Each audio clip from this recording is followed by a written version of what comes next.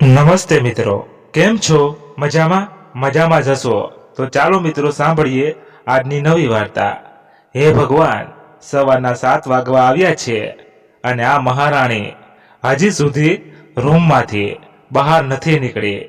અરે, આજે ચા મળશે કે નહીં મળે? તો લાગે છે જાતે જ બનાવીને પીવી પડશે। આ ગડપણમાં હવે આ હાલત થઈ ગઈ છે કે બેટક ચા માટે પણ હું રાડો પાડતી રહું। આ ઘરમાં છે કોણ મારું સાંભળવા વાળું?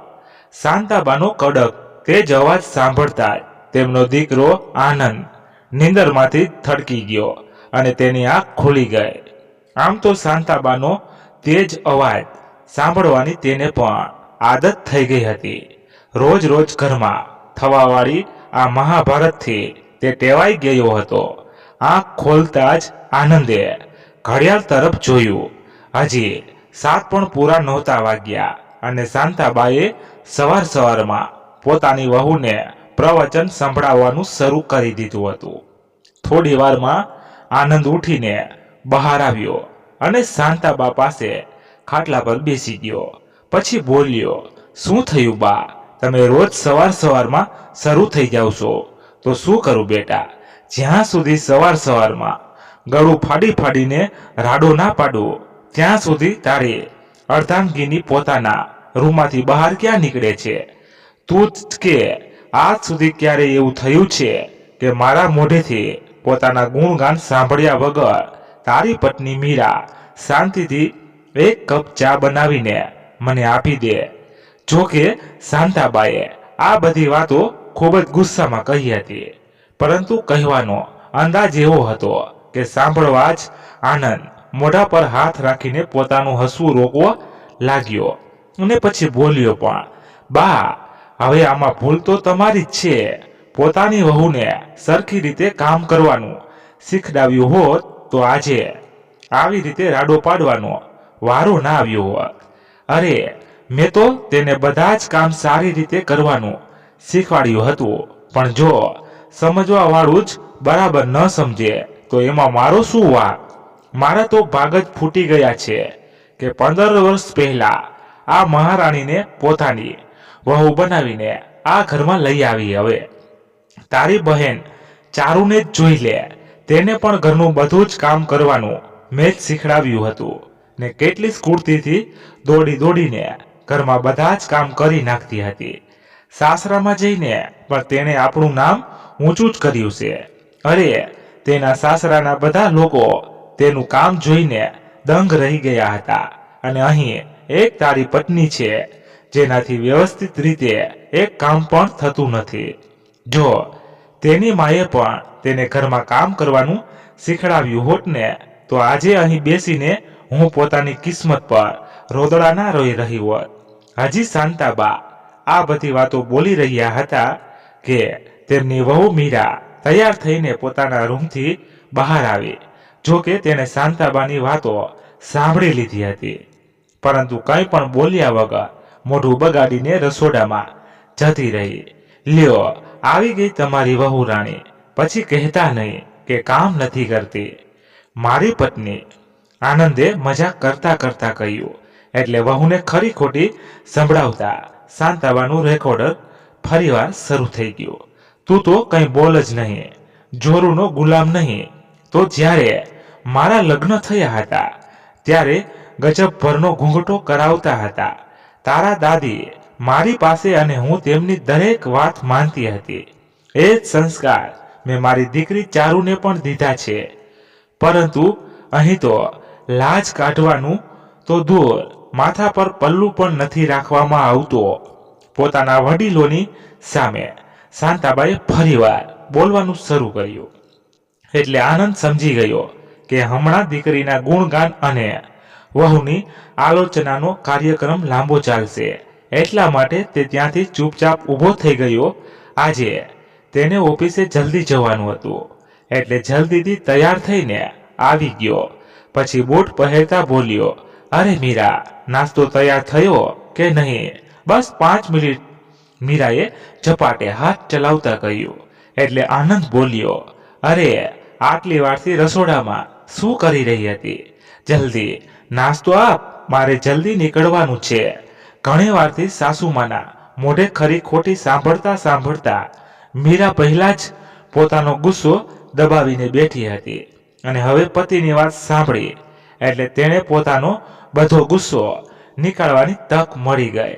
સાસુમા પર વ્યંગ કરતી તે પોતાના પતિને કહેવા લાગી, હા, રસોડામાં તો પલંગ રાખેલો છે ને, જ્યાં હું આરામ કરી રહી હતી. હું તો રહી સૌ કામચોર, મને શું ખબર જમવાનું કઈ રીતે બનાવાય. એટલે કહેતા મીરા નાસ્તો લઈને બહાર આવી અને આનંદની સામે ડીશ પસાડીને રાખી. પછી પોતાના સાસુમાને ગુસ્સા ભરેલી નજરોથી જોતી પાછી રસોડામાં જતી રહી. આમ તો ઘણી વખત સાસુ વહુની વાતોમાં દીકરો ફસાઈ જતો હોય છે, પરંતુ અહીં એવું નહોતું.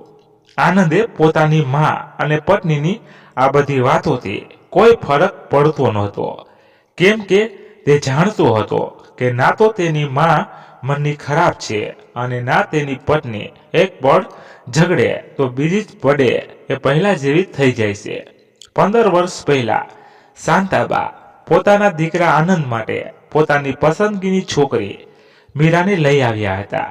આનંદ અને મીરાને એક દીકરો અને એક દીકરી છે.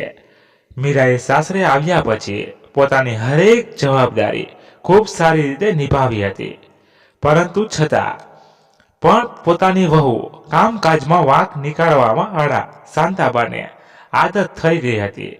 જેવી જ વહુની નાની અમથી ભૂલ નજર આવતી તો તેઓ કોઈ પરંપરાગત સાસુની જેમ તેના પર વરસી પડતા. હકીકતમાં એમને પોતાની દીકરીના વખાણ કરવાનો કંઈક વધારે જ શોખ હતો, જેના લીધે તેઓ પોતાની વહુને હાલતા ને ચાલતા ખરી ખોટી સંભળાવતા રહેતા. મીરા ઘણી વખત આ ખરી ખોટી વાતોને નજરઅંદાજ કરી નાખતી હતી, પરંતુ જ્યારે સહન શક્તિ ખત્મ થઈ જતી તો આ રીતે જ પોતાનો ગુસ્સો પોતાના પતિ ઉપર નીકાળી દેતી હતી અને આનંદ ચૂપચાપ તેની બધી વાતો સાંભળી લેતો. શાંતાબાને આસ પડોશમાં શાંતા કાકીના નામથી બધા બોલાવતા હતા. આખા મહોલ્લાના નાના મોટા બધા લોકો તેમનું ખૂબ માન સન્માન કરતા હતા. લગ્ન પ્રસંગ હોય કે કોઈ ઉત્સવ હોય અથવા તો કોઈ પણ શુભ કાર્ય તેમની પાસેથી સલાહ ન લેવામાં આવે એવું તો ક્યારેય પણ થતું જ નહીં. મહોલ્લાના બધા લોકો સાથે તેમને ખૂબ જ સારા સંબંધ હતા, પરંતુ વહુની બાબતમાં તેમની જીભ ઘણી વખત લપસી જતી હતી. આનંદ થોડી વારમાં નાસ્તો કરીને પોતાની ઓફિસે જવા માટે નીકળી ગયો. તેના ગયા પછી થોડી જ વારમાં ઘર પર ફોનની રિંગ વાગી. શાંતાબાએ ફોન ઉપાડ્યો તો સામેથી અવાજ આવ્યો, હલો બા, હું ચારુ બોલી રહી છું. અરે ચારુ, મારી દીકરી, હું બસ તને જ યાદ કરી રહી હતી. બીજું કે ઘર પર બધા ઠીક તો છે ને? જમાઈ અને બાળકો કેમ છે? હા, બધા મજામાં છે. આજે તમને એક સારા સમાચાર દેવા માટે ફોન કર્યો હતો. તમારા દોહિત્રા શુભમનો સંબંધ નક્કી કરી નાખ્યો છે. આટલું સાંભળતા શાંતાબા ખુશીથી ઝૂમી ઉઠ્યા. એ પહેલા કે તેઓ કંઈ બોલતા ચારુએ કહ્યું, બા, લગ્નની તારીખ પણ નક્કી થઈ ગઈ છે. 15 દિવસ પછી લગ્ન છે, એટલે માટે હમણાંથી તૈયારી કરવાની ચાલુ કરી દો. નવા અને મોંઘા કપડાં ખરીદજો. આખરે તમારા દોતરાત્રાના લગ્ન છે, કોઈ સામાન્ય પ્રસંગ થોડી છે. તમે બધા 2 દિવસ પહેલા આવી જજો. લગ્નની કંકોત્રી કુરિયરથી મોકલાવી દઈશ. સારું બા, હવે હું ફોન રાખું છું. ઘણી બધી તૈયારીઓ કરવાની છે. દોતરાના લગ્નના સમાચાર સાંભળીને એક બાજુ શાંતાબા ખૂબ જ ઉત્સાહિત થઈ ગયા હતા, તો ત્યાં જ બીજી બાજુ ચિંતાના કારણે તેમને પરસેવો વળવા લાગ્યો કે આખરે બધી તૈયારીઓ કઈ રીતે થશે. માત્ર 15 દિવસનો જ સમય છે અને ખબર નહીં કેટલી બધી તૈયારીઓ કરવી પડશે. અરે વહુ ક્યાં જતી રહી? જલ્દી અહીં આવ. ચિંતિત સ્વરમાં તેમણે મીરાને અવાજ દીધો એટલે મીરા જે સાસુમાના મેણાટોણા સાંભળીને પરેશાન થઈને રૂમમાં જઈને બેઠી હતી. તેમનો અવાજ સાંભળીને તરત દોડીને બહાર આવી ગઈ. શું થયું બા? શું વાત છે? અરે વહુ, ચારુનો ફોન આવ્યો હતો. કહી રહી હતી કે શુભમનું શક પણ નક્કી કરી નાખ્યું છે. 15 દિવસમાં જ લગ્ન છે અને આપણે 2 દિવસ પહેલા આવવાનું કહ્યું છે. મને તો ચિંતા થઈ રહી છે કે બધી તૈયારીઓ કઈ રીતે થશે. અરે બા, આ તો ખૂબ જ સારા સમાચાર છે અને તૈયારીની ચિંતા તમે ના કરો. સાથે મળીને કરીશું તો બધી જ તૈયારી થઈ જશે, મીરાએ કહ્યું.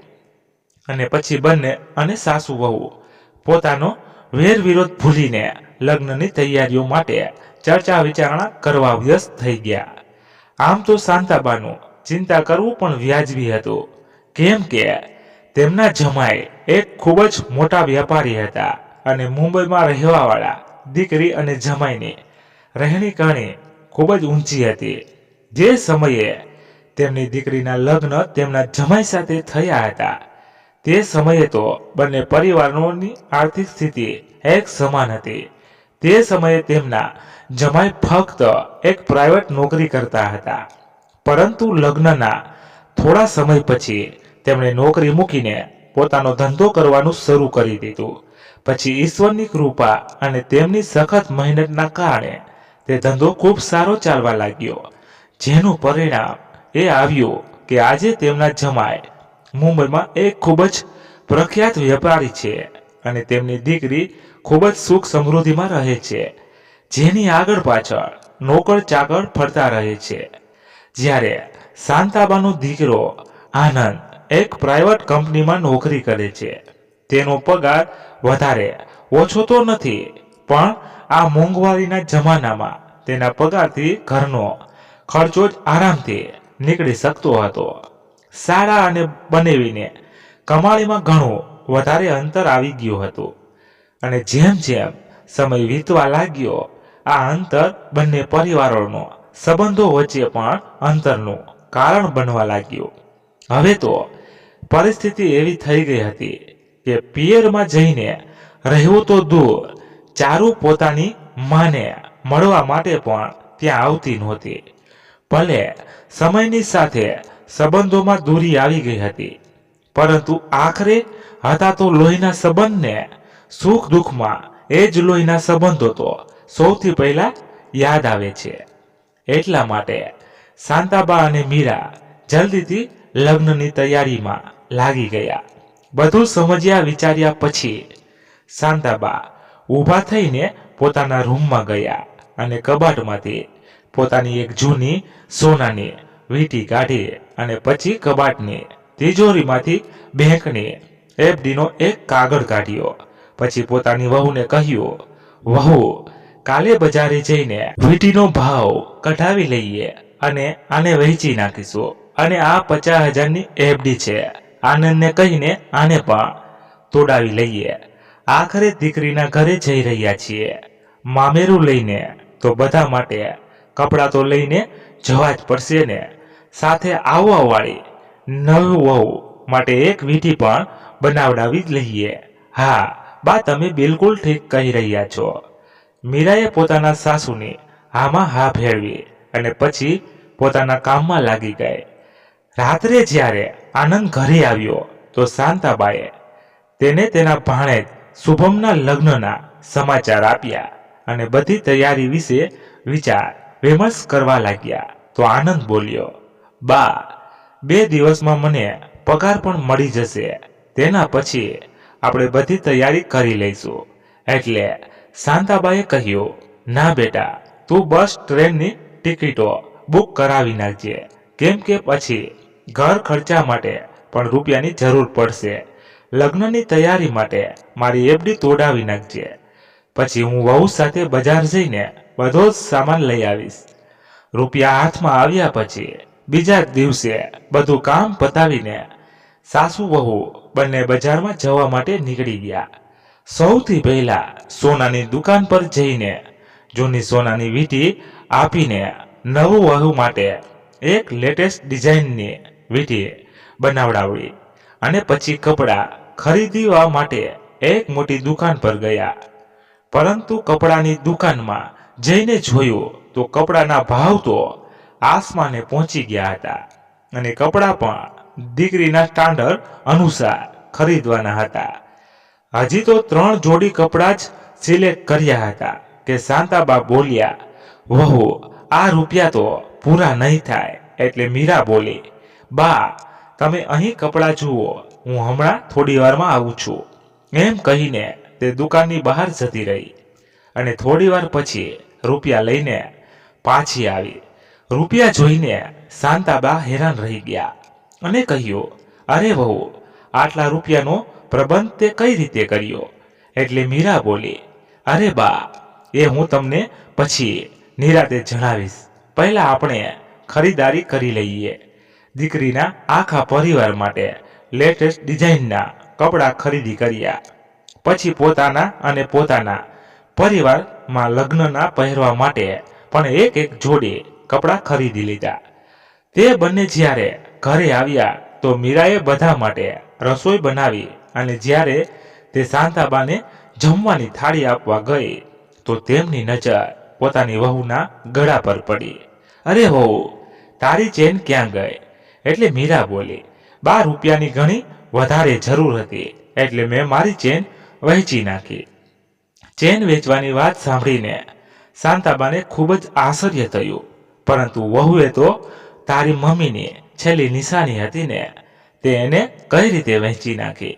અરે બા આપણે ચારુબેનના ઘરે સસ્તા કપડાં લઈને જાત તો આપણી કેટલી બદનામી થાત. આખરે પરિવારની આબરૂનો સવાલ હતો. ચેન તો ફરી ક્યારે બનાવડાવી લઈશું. એવું કહીને મીરા રસોડામાં જતી રહી. લગ્ન સમારોહમાં જવાની બધી જ તૈયારી થઈ ગઈ. શાંતાબાએ ફોન કરીને તેમના આવવાની સૂચના પણ દીકરીને આપી દીધી અને લગ્નથી 1 દિવસ પહેલા શાંતાબા સહપરિવાર પોતાની દીકરીના ઘરે મુંબઈ જવા માટે રવાના થઈ ગયા. જેવા તે લોકો મુંબઈ રેલવે સ્ટેશન પર ઉતર્યા તો શાંતાબાએ જોયું કે સ્ટેશન પર તેમના જમાઈ પહેલાથી જ પોતાની ગાડી લઈને ત્યાં હાજર હતા. શાંતાબાએ જોયું આ ઉંમરમાં પણ સફારી પહેરેલા અને કાળા ચશ્મા લગાડેલા તેમના જમાઈ કોઈ ફિલ્મો હીરોથી ઓછા નહોતા લાગી રહ્યા. શાંતાબા અને તેમના પરિવારને આવતા જોઈને જમાઈ આગળ આવ્યા અને શાંતાબાને પગે પડ્યા. એટલે બાએ ઘણા બધા આશીર્વાદ આપ્યા. સાધારણ એવા કપડાં પહેરેલા તે બધાને તેમની મોટી ગાડીમાં બેસવામાં પણ સંકોચ થઈ રહ્યો હતો. ગાડીમાં બેસીને શાંતાબા વિચારવા લાગ્યા કે જેવા દીકરીના ઘરે પહોંચી તો દીકરી પહેલાની જેમ જ આવીને મને ગળે વળગી જશે અને પછી ફરિયાદ કરતા કહેવા લાગશે, બા તમે લોકો આટલા મોડા શું કામ આવ્યા? અને પછી જલ્દી પોતાના હાથે સરસ મસાલાવાળી કડક ચા લઈને આવશે અને બેસીને બધા જ હાલચાલ જણાવશે અને ક્યાં ક્યાં કામ કરવાના બાકી છે તેનું એક લિસ્ટ બનાવીને મને પકડાવી દેશે. આવું વિચારીને શાંતાબા મનમાં ને મનમાં ખૂબ જ ઉત્સાહિત થઈ રહ્યા હતા. જેવા તે લોકો ઘરે પહોંચ્યા તો ચારુના બંને દીકરા આગળ આવ્યા અને તેમને પગે લાગ્યા.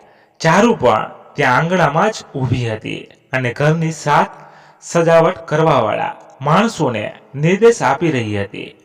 પોતાના પિયરવાળાને સામે જોયા એટલે ચારુ હસીને તેમને મળી અને નમસ્તે, જય શ્રી કૃષ્ણ ઔપચારિકતા પછી તેમણે નોકરને અવાજ દીધો, અરે રાજુ આ બધાને ઉપરના રૂમમાં લઈ જા અને આ બધો સામાન પણ ઉપાડીને ઉપરના રૂમમાં પહોંચાડી દે. આટલું ગયા પછી તે ફરીવાર પોતાના કામમાં વ્યસ્ત થઈ ગઈ. શાંતાબાના મનમાં જે ઉત્સાહ હિલોળા લઈ રહ્યો હતો તે ઘરે પહોંચ્યા પછી એકદમ ઠંડો પડી ગયો. ત્યાં શાંતાબાએ પોતાની દીકરી પાસે આટલા જોશભર્યા સ્વાગતની આશા રાખી હતી અને ક્યાં સામાન ઉપર રખડાવીને એક નોકરના હાથે તેમની પાસે ચા નાસ્તો મોકલાવી દીધો. આ બધું જોઈને શાંતાબાનું મન ઉદાસ થઈ ગયું.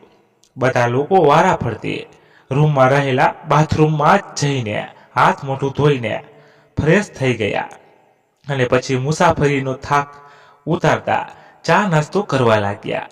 પરંતુ શાંતાબાની તો જાણે બધી ભૂખ ખતમ જ થઈ ગઈ હતી. ચાનો કપ લઈને તેઓ એમના એમ બેઠા રહ્યા. ત્યારે રૂમમાં તેમની દીકરી ચારુ આવી. અરે, આ શું તમે લોકોએ હજી સુધી ચા નાસ્તો પણ ખતમ નથી કર્યો? એટલે શાંતાબા બોલ્યા, બસ દીકરી, તારી જ રાહ જોઈ રહ્યા હતા. અરે બા, એટલા બધા કામ છે કે સમજાતું નથી કે ક્યાં ક્યાં કામ જોવું, અને તમે લોકો તો ઘરના જ છો ને, તો પછી મહેમાનો જેવું વર્તન શું કામે કરવાનું? દીકરીના મોઢે પોતાના માટે પ્રેમ ભરેલી બે વાત સાંભળીને અત્યાર સુધી પારકા જેવું અનુભવી રહેલા શાંતાબાના મનમાં મમતા ફરીવાર હિલોળા લેવા લાગી. વાત તો તે સાચી કહી દીકરી, લગ્નવાળા ઘરમાં કામ તો ઘણા હોય છે, પણ તું ચિંતા ન કર, તું અમને કામ બતાવી જા. હું અને તારી ભાભી મળીને બધા કામ સંભાળી લઈશું. તે જ સમયે શાંતાબાના બંને દોહિત્રા શુભમ અને શિવમ પણ ત્યાં આવી ગયા. એટલે શાંતાબા પોતાનો થેલો ખોલીને બેસી ગયા અને બધો સામાન નીકાળવા લાગ્યા. અને પછી પોતાની સાથે લઈ આવેલી ગિફ્ટોને એક એક કરીને ખૂબ જ પ્રેમથી બધાને દેવા લાગ્યા.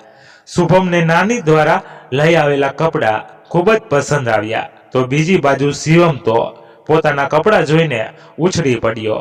વાહ નાની, મારા માટે કપડાં તો તમે ખૂબ જ સારા ખરીદીને લઈ આવ્યા છો. હું તો આને રાત્રે જ પહેરીશ. શાંતાબા પોતાના દોહિત્રાઓની વાતો સાંભળીને ખૂબ જ ખુશ થઈ ગયા.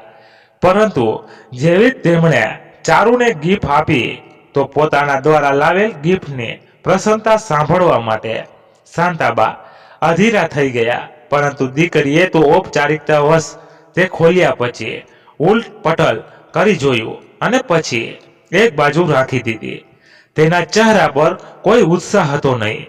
બા, હવે તમે બધા લોકો આરામ કરો. રાત્રે સંગીતનું ફંક્શન છે, એટલે હું નીચે જઈને બધી તૈયારીઓ જોઈ લઉં. ત્યાંથી ઊભા થતા ચારુ બોલી. સંગીતનું નામ સાંભળતા જ શાંતાબાના ચહેરા પર સ્માઇલ આવી ગઈ. ત્યાં જ આડા પડ્યા શાંતાબા વિચારવા લાગ્યા, રાત્રે સંગીતમાં તો મને ખૂબ જ લગ્ન ગીતો ગાવાની તક મળશે. આમ વિચારીને શાંતાબા ઉત્સાહિત થઈ રહ્યા હતા. સાંજના સમયે બધા લોકો તૈયાર થઈ ગયા. સંગીતનું આયોજન ઘરમાં મોટા એવા આંગણામાં કરવામાં આવ્યું હતું, જેની ખૂબ જ સુંદર સજાવટ કરવામાં આવી હતી. ચારુની કીટી પાર્ટીમાં બહેનપણીઓ અને આસપાસની હાઈ સ્ટાન્ડર્ડની મહિલાઓ ફિલ્મી ગીતો ગાતા ગાતા નાચી રહી હતી. ત્યાં બેઠેલા શાંતાબા વિચારવા લાગ્યા, આ પણ કોઈ ગીતો છે? લગ્ન પ્રસંગમાં તો સગુણના ગીતો ગાવા જોઈએ. તેઓ બેસીને રાહ જોવા લાગ્યા કે ક્યારે તેમની દીકરી તેમને સગુણના ગીત ગાવા માટે કહેશે. પરંતુ તે તો પોતાની હાઈ સોસાયટીની બહેનપણીઓની સાથે નાચવા અને ગાવામાં મશગુલ હતી. તેને એટલી ફુસરત ક્યાં હતી કે શાંતાબાને પણ એક બે લગ્ન ગીતો ગાવા માટે કહે. જો કે એ જાણતી હતી કે તેની માને લગ્ન પ્રસંગમાં લગ્ન ગીતો ગાવાનો કેટલો શોખ છે. થોડી જ વારમાં ડીજે પર ઊંચા અવાજમાં ફિલ્મી ગીતો વાગવા લાગ્યા અને શાંતાબાનો લગ્ન ગીતો ગાવાનો શોખ મનમાં ને મનમાં રહી ગયો. દીકરીએ કોઈની સાથે તેમનો પરિચય પણ કરાવ્યો નહીં. આવા પરિચિત વાતાવરણમાં તેઓ ફક્ત એક મુખ દર્શક બનીને રહી ગયા હતા. થોડી જ વારમાં જમણવાર શરૂ થઈ ગયો, એટલે શાંતાબાને એક ખુરશી પર બેસાડીને તેમની વહુ તેમના માટે જમવાની થાળી તૈયાર કરીને લઈ આવી. આનંદ પણ ત્યાં જ બેસીને બાળકો સાથે જમી રહ્યો હતો. આજે તે પણ પોતાની જાતને ખૂબ જ એકલો અને ઉપેક્ષિત મહેસૂસ કરી રહ્યો હતો. જમણવાર પત્યા પછી બધા લોકો રૂમમાં આવી ગયા. બધા મહેમાનો ગયા પછી ચારુ પોતાના હાથમાં થોડું સામાન લઈને તેમના રૂમમાં આવી અને પોતાની ભાભી મીરાને કહેવા લાગી, અરે હું તો મહેમાનોમાં એટલી વ્યસ્ત થઈ ગઈ કે તમારા બધા પાસે આવી જ ના શકી. તમે બધા સરખી રીતે જમ્યા તો ખરા ને? અરે ચારુબેન, તમે બિલકુલ ચિંતા ન કરો, અમે બધાએ બરાબર જમી લીધું છે. અમે કંઈ પારકા થોડા છીએ કે વાર તમારે કહેવું પડે. પોતાની વહુનો આ અવાજ સાંભળીને શાંતાબા ખૂબ જ પ્રભાવિત થયા. અચ્છા બા, શુભમના લગ્નની ખુશીમાં હું તમારા બધા લોકો માટે કંઈક ગિફ્ટ લઈ આવી છું, એવું કહેતા ચારુએ બધાના હાથમાં એક એક થેલો પકડાવી દીધો. આ જોઈને શાંતાબા હેરાન રહી ગયા. એટલે ચારુ બોલી, અરે બા, સગુનની રીતે મારે પણ તમને કંઈક દેવાનું તો બને ને. આ તમારા બધા લોકો માટે કપડાં છે અને મારી ઈચ્છા છે કે કાલે તમે બધા આ જ કપડાં પહેરજો. એટલે શાંતાબા હસીને બોલ્યા, ઠીક છે, જો તારી ઈચ્છા છે તો અમે એમ જ કરીશું. અમે બધા કાલે આ જ કપડાં પહેરીશું. થોડી વારમાં બધા લોકો સૂઈ ગયા, પરંતુ શાંતાબાની આંખોમાં નીંદર નહોતી. કદાચ નવી જગ્યા હોવાના કારણે ત્યાં તેમને નીંદર નહોતી આવી રહી. થોડી વાર તાજી હવા ખાવા માટે તેઓ બહાર નીકળ્યા અને અગાસી પર આંટા મારવા લાગ્યા. ફરતા ફરતા શાંતાબાના કાનોમાં કંઈક અવાજ સંભળાયો. તે અવાજ તેમના રૂમની બાજુમાં રહેલા બીજા રૂમમાંથી આવી રહ્યો હતો. તેઓ રૂમની પાસે ગયા તો ચારુના દીકરા શુભમનો અવાજ આવ્યો, મમ્મી, તમે સાંજે ક્યાં ગાયબ થઈ ગયા હતા? મારે તમારું કંઈક કામ હતું. અરે કંઈ નહીં, થોડી વાર માટે બજાર ગઈ હતી. તારા નાનીમાં, મામા મામી અને તેમના બંને છોકરાઓ માટે સારા બ્રાન્ડેડ કપડાં ખરીદવા હતા. નહીતર તે લોકો કાલે લગ્નના સમયે પણ તે જૂની ફેશનના સસ્તા કપડાં પહેરીને આવી જાય. તારા લગ્નમાં કેટલા હાઈ સોસાયટીના લોકો આવવાના છે. જો તે બધાને ખબર પડી જાય કે ગામડિયા જેવા દેખાવા વાળા લોકો મારા પિયર વાળા છે તો મારી આબરૂના તો કાકરા થઈ જાય. હવે આ બધા લોકો તો સસ્તા અને ભંગાર કપડાં પહેરીને મોં ઉપાડીને આવી ગયા છે, પરંતુ મારે તો મારી આબરૂનું ધ્યાન રાખવું પડે ને. લોકોના પિયરેથી લગ્ન પ્રસંગ પર ખબર નહીં કેટલા બધા મોંઘા ઉપહાર આવે છે, અને એક મારા પિયરવાળા છે જે સસ્તા કપડાં ઉપાડીને લઈ આવ્યા આપણા માટે. આપણા સ્ટેટસનું તેમણે જરાય પણ ધ્યાન ન રાખ્યું. અરે જેટલો સામાન તેઓ લઈને નથી આવ્યા ને એનાથી ક્યાંય વધારે ખર્ચો તો મેં તેમના ઉપર કરી નાખ્યો છે. ગુસ્સા ભરેલા સ્વરમાં ચારુ બોલતી જતી હતી. ત્યારે શુભમ બોલ્યો, બસ કરો મમ્મી, આ તમે કેવી વાતો કરી રહ્યા છો? મામા મામી અને નાની આ બધા આપણા પોતાના જ છે, અને જે ઉપહારોને તમે ખરાબ કરી રહ્યા છો તે ઉપહાર તો લોકો કેટલી મુશ્કેલીથી ખરીદીને લઈ આવ્યા છે એનો કોઈ અંદાજો પણ છે? તમને આ ઉપહારમાં તેમનો પ્રેમ અને આશીર્વાદ છુપાયેલા છે, પરંતુ આ બધી વાતો તમે નહીં સમજી શકો. આ બધી વાતો સાંભળતા શાંતાબાના કાન તો જાણે શૂન્ય થઈ ગયા. તેમને એવો અનુભવ થયો કે જાણે અચાનકથી કોઈ તીર આવીને તેમના કાળજાને ચીરી ગયું હોય. કોઈ અસહ્ય પીડાથી તેઓ તડપડી ઉઠ્યા. દીકરી પ્રત્યે આંધળી મમતા અને પ્રેમમાં તેઓ તો ભૂલી જ ગયા હતા કે હવે દીકરીનું સ્ટાન્ડર્ડ તેમના કરતા ક્યાંય વધારે ઊંચું થઈ ગયું હતું. એટલે ઊંચું કે હવે લોહીના સંબંધો પણ તેની આગળ નાના થઈ ગયા હતા. જે મમતાના છાંયડામાં તે મોટી થઈ ગઈ હતી, જેની આંગળીઓ પકડીને ચાલવાનું શીખી હતી, આજે ઊંચાઈ ઉપર પહોંચતા જ તેને એ જ માં અભળ અને કંગાળ દેખાવા લાગી. આજે એક માનું સ્થાન એટલું નાનું થઈ ગયું કે તેનો પરિચય કરાવવાથી પણ તેની આબરૂમાં દાગ લાગી જતા.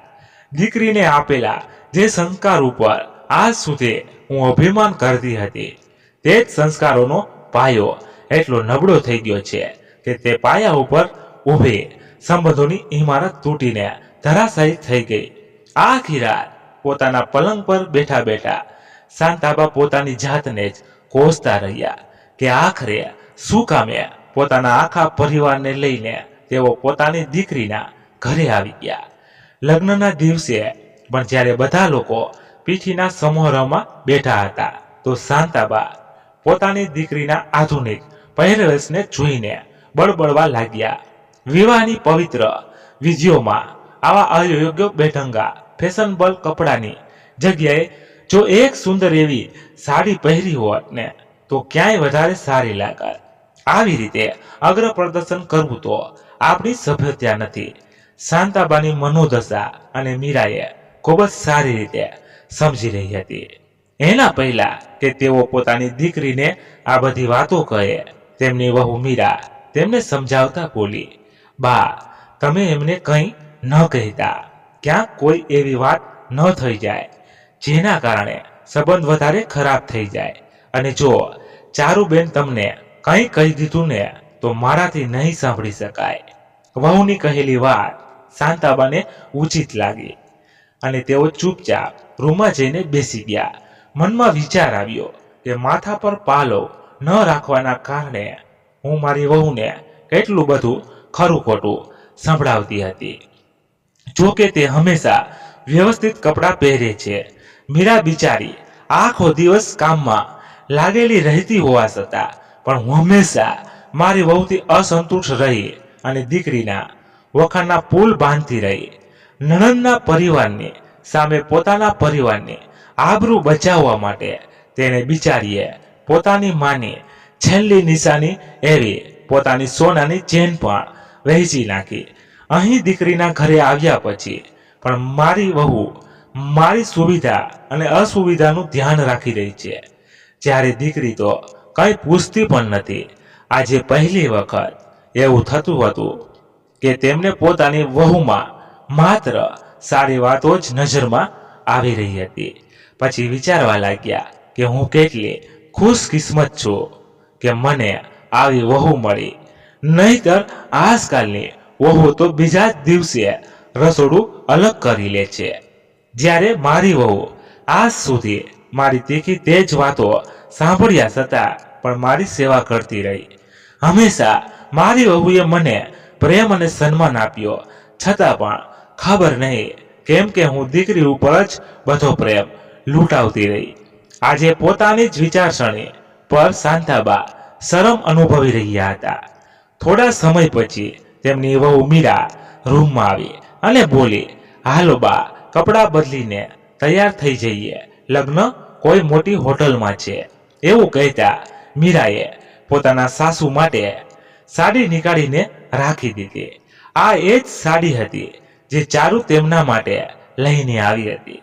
એક એક કરીને બધા લોકો તૈયાર થઈ ગયા એટલે શાંતાબાઈએ પણ ચૂપ રહીને પોતાની દીકરીની લાવેલી સાડી પહેરી લીધી। જો કે એ સાડીમાં તેમને જરાય ફાવતું નહોતું। તે હેવી બોર્ડરવાળી સાડી તેમને ખૂબ જ વજનવાળી લાગી રહી હતી અને હવે તેઓ પાછા પોતાની એ જ દુનિયામાં જતા રહેવા માંગતા હતા જ્યાં તેઓ પૂર્ણરૂપે સ્વતંત્ર હતા। છતાં પણ પોતાને સંયમિત રાખવા તેમણે લગ્ન પ્રસંગમાં ભાગ લીધો અને બીજા દિવસે નવી વહુના આવવાની સાથે જ એમણે પાછા જવાની તૈયારી કરી લીધી। નવી વહુને આશીર્વાદ સ્વરૂપ પોતાની લાવેલી વીંટી ઉપહાર રૂપે આપી। નવા વરઘોડિયાએ પગમાં પડીને પોતાના નાની માના આશીર્વાદ લીધા। પોતાનો સામાન બાંધતા તેમણે દીકરી દ્વારા લાવવામાં ત્યાં મૂકી દીધી અને પાછા પોતાના ઘરે જવા માટે તૈયાર થઈ ગયા। ચારુએ પોતાની ભાભીના હાથમાં થોડા મીઠાઈના ડબ્બા આપ્યા અને પિયરવાળાઓને સ્ટેશન પર મૂકવા માટે ડ્રાઈવરને હાકલ પાડી એટલે શાંતાબા બોલ્યા, ના બેટા, આનંદ રિક્ષા લેવા ગયું છે અને આમ પણ અમારા જેવા ગામડિયાઓને રિક્ષામાં મુસાફરી કરવાની આદત છે। તારી મોંઘી ગાડીઓ તને મુબારક, અમે જઈએ છીએ રિક્ષામાં। બેસતા જ સ્વાભિમાનીથી શાંતાબાની આંખોમાં આંસુ આવી ગયા। આનંદ પણ પોતાની માના દુઃખને સમજી રહ્યો હતો તો ત્યાં તેમની વહુએ તેમના આંસુ લૂછીને તેમને પોતાને ગળે લગાડી લીધા. તે પોતાના સાસુમાના આત્મસન્માન પર લાગેલા ઘાને સારી રીતે સમજી રહી હતી. બપોરના સમયે એ જ્યારે ઘરે પાછા પહોંચ્યા તો શાંતાબાને પરમ સુખની અનુભૂતિ થઈ. થોડી વાર પોતાનો થોડોક થાકડો દૂર કરીને શાંતાબા અડોશ પડોશના ઘરોમાં વહેંચવા માટે મીઠાઈ કાઢી રહ્યા હતા કે ત્યારે જ તેમના કાનમાં આનંદનો અવાજ પડ્યો. મીરા, આખરે રસોઈ બનાવતી વખતે તારું ધ્યાન ક્યાં હતું? શાકમાં બિલકુલ મીઠું છે જ નહીં, સાવ મોરું શાક છે. એના પહેલા કે મીરા કંઈક કહે, શાંતાબા ગુસ્સામાં બોલ્યા, અરે આ કઈ રીતે છે પોતાની પત્ની સાથે વાત કરવાની? મુસાફરીમાંથી પાછા ફર્યા પછી તરત જ બિચારી કામમાં લાગી ગઈ. આખરે તે પણ માણસ છે. જો શાકમાં મીઠું નાખવાનું ભૂલી ગઈ તો તું ઊભો થઈને રસોડામાંથી મીઠું લઈને નાખી લે. અને હા, હવે પછીથી મારી વહુ સાથે ઊંચા અવાજમાં વાત કરીને તો મારાથી ખરાબ કોઈ નહીં. શાંતાબાના આ બદલાયેલા સ્વરૂપને જોઈને આનંદનું મોઢું ખુલ્લું ને ખુલ્લું રહી ગયો અને મીરા હેરાનીથી પોતાના સાસુમા તરફ જોતી જ રહી ગઈ. મિત્રો, આ વાર્તા પરથી આપણને શીખવા મળે છે કે તમે દીકરીને ગમે તેટલું માન સન્માન અને પ્રેમ આપશો છતાં પણ ગઢપણમાં જ્યારે હાથ પગ નહીં હાલે ત્યારે તે દીકરી કંઈ કામ નહીં આવે.